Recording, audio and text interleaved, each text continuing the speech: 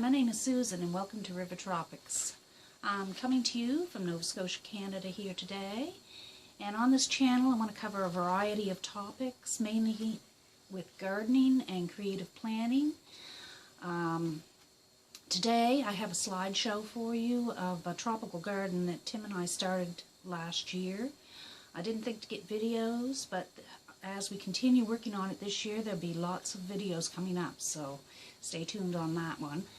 Also coming up on this channel, I'm going to be bringing out some succulent plants that I overwintered in my home, and I'm going to be doing a cleanup on them, revitalizing them, and getting them ready for summer and spring growth. Also, I'm going to be covering a topic on canna lilies, mainly focusing on the bulbs, where you have to store them, separate them, and then plant them again.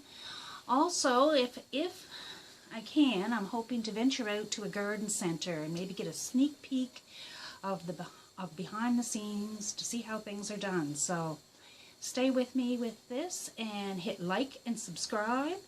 Also, you can pop over to Facebook to Susan River Tropics and follow me there.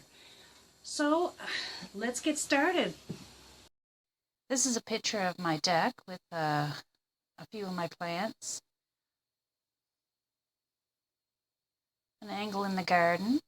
See the banana tree at the center back there. Another angle of that.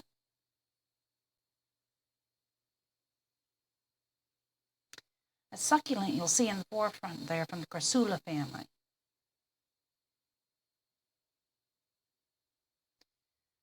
It's just a view showing some different cannas and banana trees.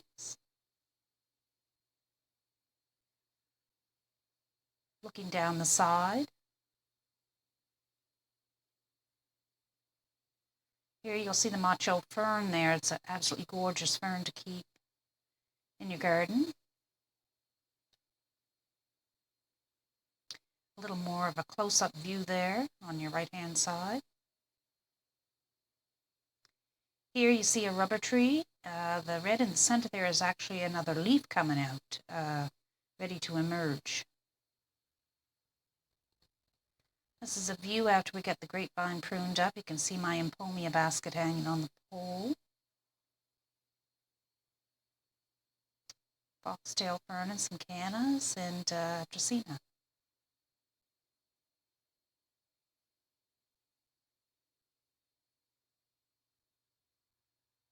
See the cordyline in the center there, Australian cordyline, great to add. You see the green banana tree there, and off to the very far right, foxtail fern. This gives a wide angle view here.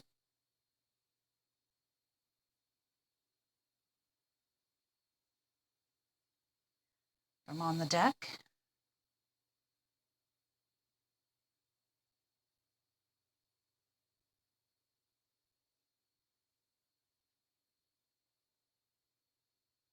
Here you're looking at a picture of Colocasia, also known as elephant ear. It's an absolute must in your tropical garden. It has that real tropical feel. This is one of my favorite plants called the Hobbit. I'm going to be doing a segment on that this year, so watch for that. Buddhas, I like to have them sitting around my garden, kind of a little peaceful and calming. This is a nice view of the dark leaf cannas, and it shows the red blooms. This is walking out underneath the grapevine over the arbor. Great shade spot. This is here is just a view as I stand on my deck looking out. And as you walk through, you're looking out at the garden. As you can see, it really drapes down over. It's ready for a pruning there, and this is only part way through the summer. Gives you a good idea here. It's almost covering my Empomia baskets. Beautiful shady spot.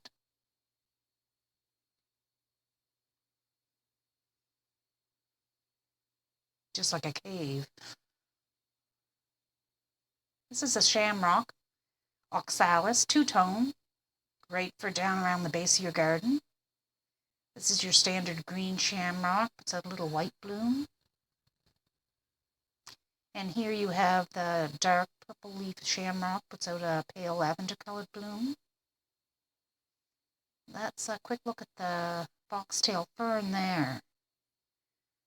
And this is some dark leaf cannas. Well, they almost look red with the sun shining through, but they're very dark leaf. There's the bird of paradise plant, and on the side you're going to see a dracaena. That's called a dragon tree dracaena, and the chocolate leaf canna on your right.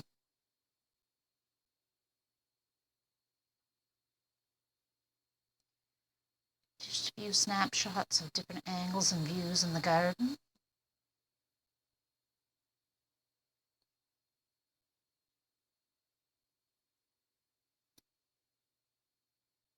And in the forefront you'll see a pineapple lily, but the blooms got so heavy they fell off to the side.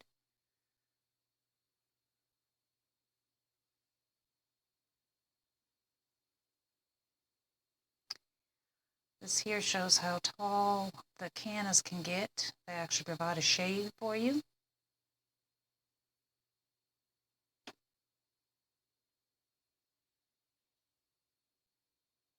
This is the German ivy, kind of underrated. It's a great plant for baskets, window boxes, or standalone in a basket. This is giving you a good eye view of how tall the cannas are and what kind of volume they have. Beautiful standalone or added throughout the garden. Here we have desert rose from Australia. The tips will get a much more deep auburn red burnt look to them in the sun, and it gets quite big. Here's a picture of an asparagus fern basket, cousin to the foxtail fern. Another view here.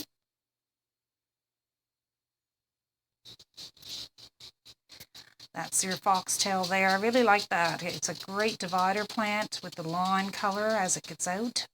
Beautiful, beautiful plant to have in your garden. Here you have a cordyline. It also adds a little contrast in your garden. That there is a relative to the desert rose, ruffles, succulent. Everybody, I think, recognizes the snake plant. Beautiful house plant. Doesn't require hardly any light, but it's a great additive for your garden as well. This is just a picture of a plant I've had for a while, a false grapevine, beautiful house plant.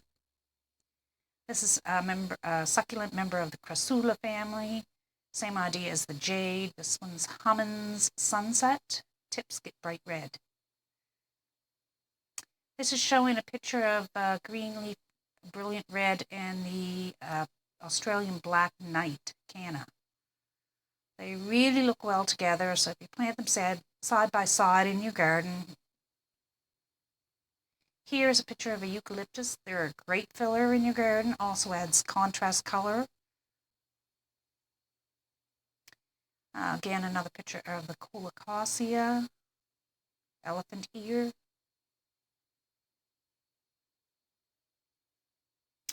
And my hobbit.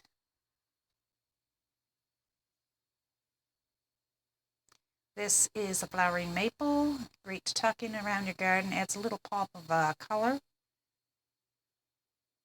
This is a picture of the arbor where you walk underneath.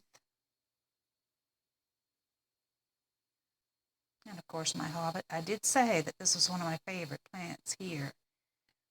Hobbit can get quite top heavy, so you need to prune it every couple of years.